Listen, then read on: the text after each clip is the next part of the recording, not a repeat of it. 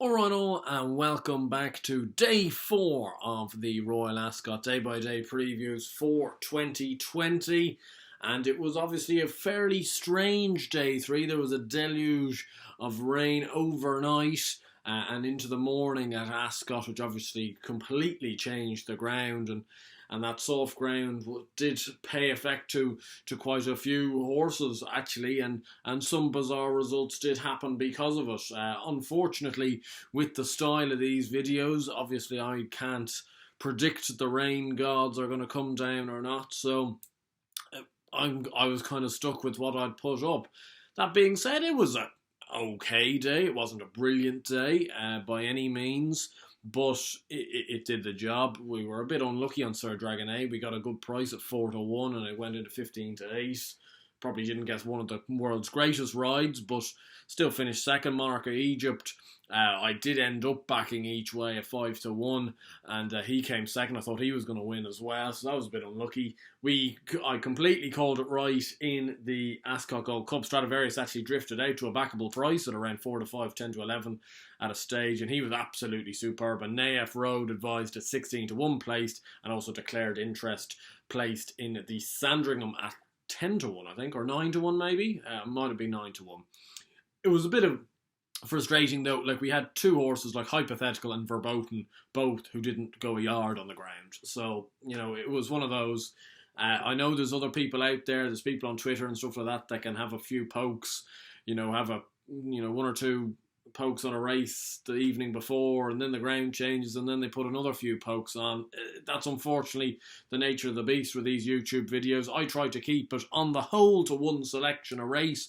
For tomorrow's racing, there are a few races I've gone for two, just to cover myself a little bit, just because of this rain-soaked ground. But as can often be the case with soft ground on the flat, just be wary. I wouldn't be lumping on anything really today or tomorrow or Saturday if the ground remains as it is. Sometimes tricky results can arise, and I'd be surprised. There'd probably be somebody out there, but I would be surprised if there was that many people that had a brilliant day today on the betting front. But we need to get into day 4, and we've got to stay positive and hopefully back a couple of winners, get back in the game.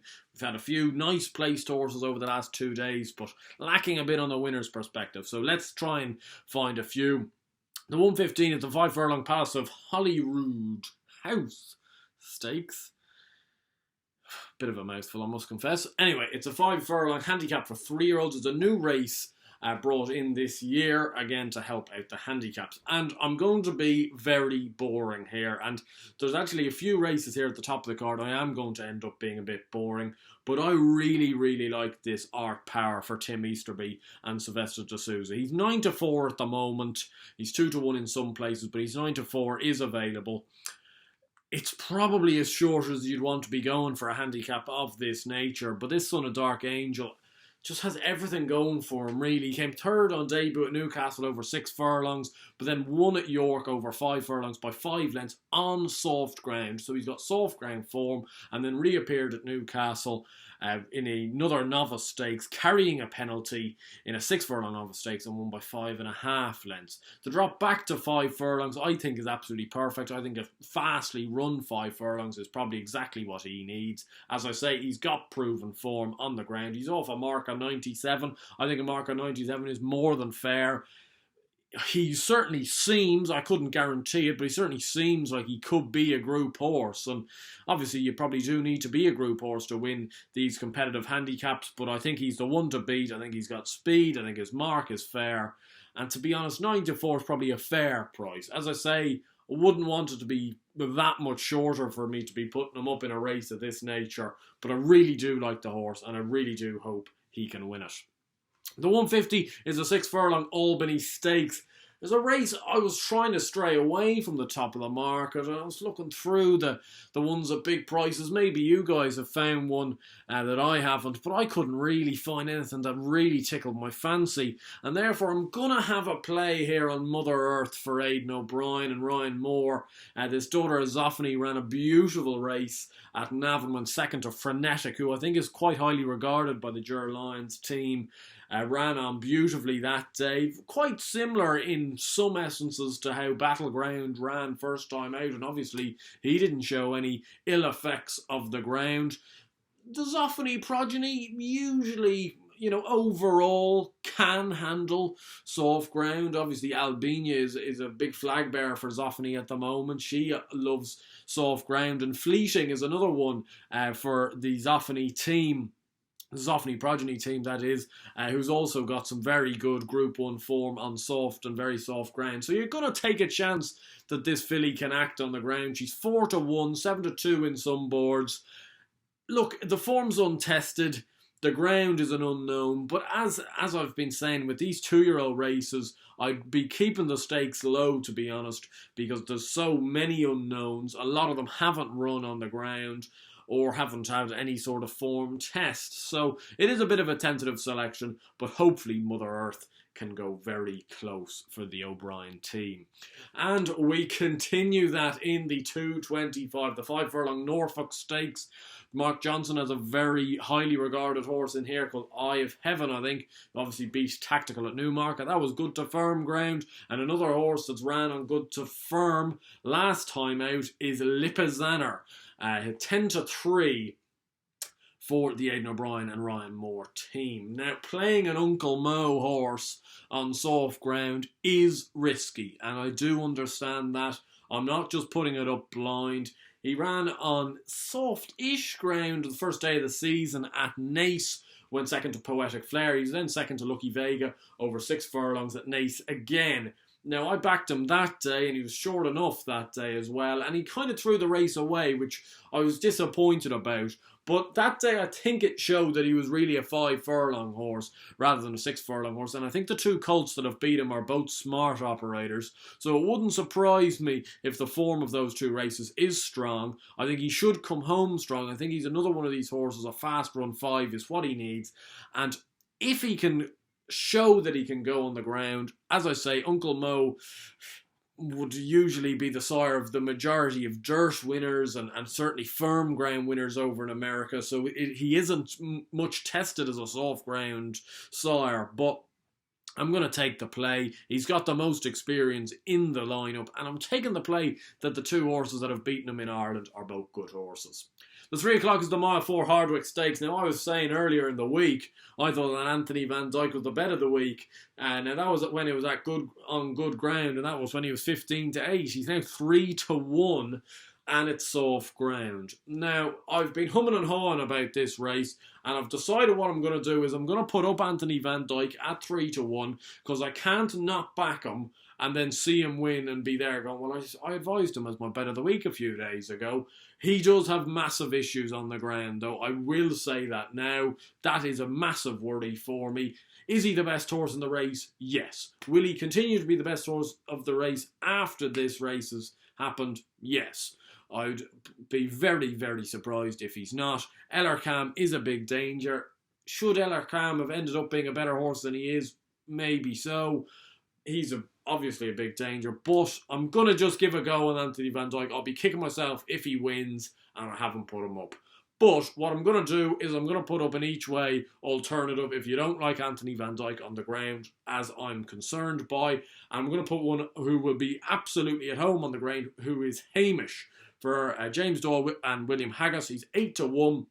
Now, this horse potentially could be short of the mark from a class perspective. He was only a progressive handicapper last year, made his way all the way up. I think he's now off a mark of 107, so handicaps are really out of reach at this stage. He should go very good on the ground, and we saw it earlier in the week with Lord North winning the Prince of Wales, who won the Cambridgeshire last year. You know, these handicappers can evolve into group performers. I think this is still a progressive horse. Hopefully there's more progression in him. And as I say, the ground is the key, as he obviously goes well in soft and heavy conditions. He's 8-1. I think that's a decent each way alternative, but I will be backing the 2.